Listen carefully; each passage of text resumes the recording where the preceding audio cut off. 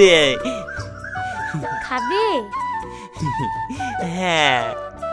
আচ্ছা দাঁড়াও, দিচ্ছি।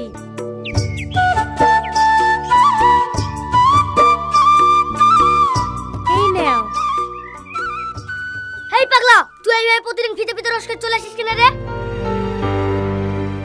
এই ওইভাবে কেউ বলে? টাকা তো সবার সাথেই লি, ও নয়তো এক গ্লাস ফ্রিতেই খাক। খাও খাও, তুমি খাও।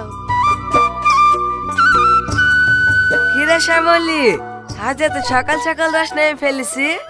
দে দে, তুই টাটকা রস এক গ্লাস ঢেলি দে।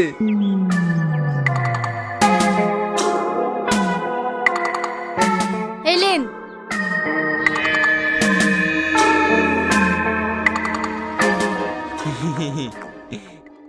আর খাবে? সত্যি শ্যামলি, তোর রসের যে টেস্ট না, যেন মনে হচ্ছে অমৃত। পরানটা পুরো ঠান্ডা হয়ে গেল রে। এই নে। ছাড়েন।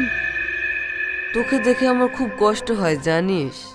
অফারটা অ্যাকসেপ্ট করে নে না, তোকে আমি রানী করে রাখবো। ছি, আপনার লজ্জা করে না? বাড়িতে দুটো বউ রেখে একটা মেয়ের বয়সের মেয়েকে এভাবে কুপ্রস্তাব দিতে? আপনি এখান থেকে ভালোই ভালোই চলে যান বলছি, না হলে কিন্তু আমি চিল্লিয়ে মানুষ জড়ো করব। চিল্লাবি? চিল্লে কোনো লাভ হবে না।